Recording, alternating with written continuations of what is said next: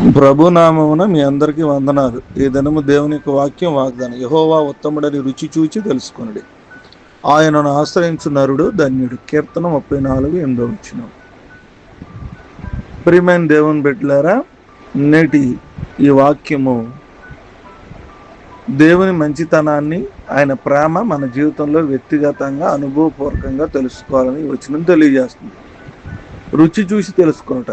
ఏదైనా ఆహారం రుచి చూస్తేనే దాని తీపి ఎలా ఉంటుందో మనకు తెలుస్తుంది. అలాగే దేవుని వాక్యాన్ని చదవడం, ఆయన సన్నిధిలో ప్రార్థించడం ద్వారా దేవుని మహిమను, ఆయన అనుగ్రహించే శాంతిని మనం అనుభవించవచ్చు. మన కష్టాల్లో, సమస్యల్లో మనము దేవుణ్ణి ఆశ్రయించాలి. సర్వశక్తుడైన దేవుని పరిపూర్ణంగా నమ్మకం ఉంచి ఆయనే మనకు తోడుగా ఉండడాన్ని విశ్వసించాలి. దేవుని నమ్ముకుని ఆయన మార్గంలో ఎవరైతే నడిచేవారికి దేవుడు తన ఆశీర్వాదాలని, సమాధానాన్ని అనుగ్రహిస్తాడు. ఈ వాక్య ప్రకారం నేటి దినమున ప్రభు అత్యాశక్తితో వెదకనై ఉన్నాము. ఆయన హృదయాంతరంగ భాగం నుండి మనల్ని దీవించమని అడుగుదాం, మరియు ఆయన దాన్ని ఖచ్చితంగా చేస్తాడు. ఆయన ఈ రోజున ఈ వచనం ద్వారా మనతో మాట్లాడినై ఉన్నాడు. మన అవసరతలు తీరుస్తూ ఉన్నాడు. కాబట్టి మన జీవితంలో దేవుణ్ణి రుచి చూసి తెలుసుకుని ఆధారపడి దేవుని ఆశీర్వాదాలు పొందుకుందాం.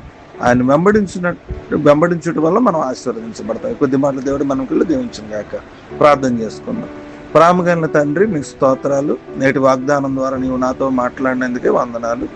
మేము విశాల హృదయంతో నీ సన్నిధిలో వచ్చుతున్నాము. నేను ఎంతో ఆసక్తితో వెతుకుతున్నా. హృదయ అంతరంగం నుండి మీ ప్రేమను మాపై కుమ్మరించు. మేము కోరుకుంటున్న ఆశీర్వాదాన్ని స్వీకరించడానికి సిద్ధంగా. దేవా, నీ ఒత్తడమని మేము రుచి చూచి తెలుసుకున్నట్లు మాలోనికి ఆహ్వానించున్నాం. ప్రభా, నీ మంచితనాన్ని మేము అనుభవించాలనుకున్నాం.